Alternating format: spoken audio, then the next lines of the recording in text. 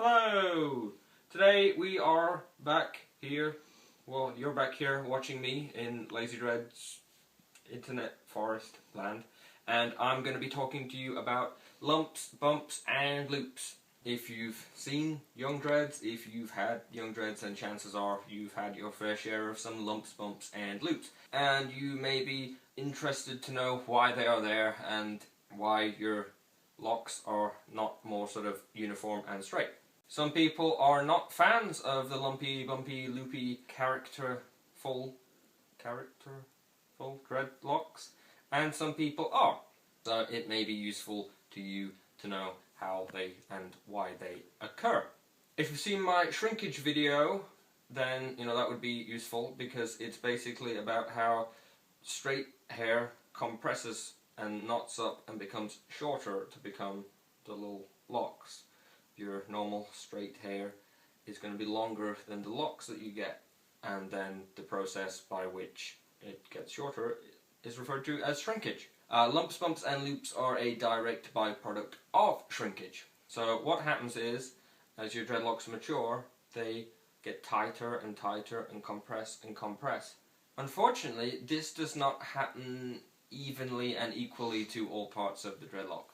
So as it's tightening and tightening and tightening, what can happen, and often does, is one side tightens more than the other side. And what happens then is the looser side balloons out and makes a loop. I don't really know how to demonstrate it very well, but basically one side tightens more than the other, so that side gets pushed out and makes a loop of hair. That's how loops form. And lumps and bumps form in a similar way, but don't necessarily have the ballooning loop of hair. And that's why young dreadlocks often have a lot of a more wild character to them than older dreads, because lumps, bumps and loops really only occur when the dreads are shrinking. There's a lot more going on with your dreads when they're in their first year, because as they're shrinking, they're pushing, pulling, going all over the place. And that's why if you look at my dreadlock progress pictures and videos, my dreads kind of look the same month on month, whereas if you look at someone's progress month on month from like month 1 to month 2 to month 3, those dreadlocks look completely different after a month. I mean, you could compare week shots and they can look different. Through this whole mess of changes, that is where the lumps, bumps and loops are allowed to form. Once your dreadlocks have stopped shrinking, they slow down and not an awful lot happens apart from they get longer. And because there's no shrinkage going on, there's not a lot to allow them to balloon out and make loops and lumps and bumps. I still have a bit of waviness to some dreads. I don't really get any real lumps or bumps. You know, once the dreads are matured, it's far less common to get them once the dreads are past like a year.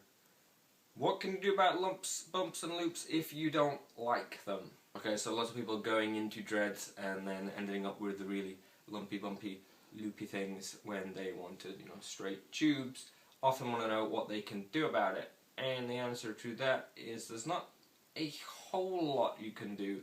With sort of lumps, bumps and sort of twisty bits, that's how the dreadlocks have grown and compressed, so it's really the whole structure of the dread there is bendy and bumpy.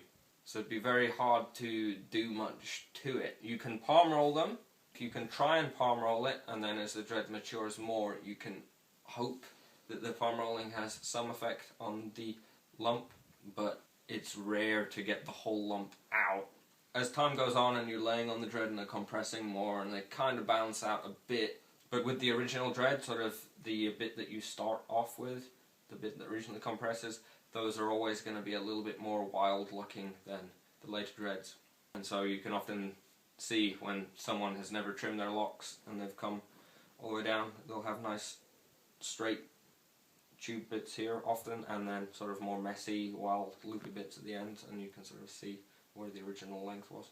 Loops, where the loose hair balloons out, those can be crocheted in, and that's basically the only way to get rid of those.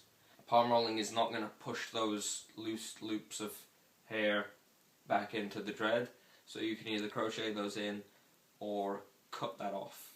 I don't really have a loop to demonstrate, but where there's a pretend this is a loop. Where there's a loop sticking out, you can just cut it off if you're careful. I don't like to recommend chopping bits off of dreadlocks midway along, because you know it's going to be a little bit weaker further down because you've cut off a bit. But if you're careful with the loop, and be careful just to cut off the loose hair in the loop, you can cut that off if you don't want to try and crochet it in. Just to quickly conclude, a quick bullet point: lumps, bumps and loops occur mainly when the dread is shrinking, so when the dreads are in their most changeable state, because they're shrinking up, lots is happening, they're tightening, and not everything happens equally, so a tighter side is going to push out a looser side, so you can get lumps, bumps and loops, and it's not going to be all straight. As the dreadlocks get older, they're going to shrink less, and so they're going to change less, and as you sleep on them, go about your daily life, they are going to get squeezed out and pushed out a bit more.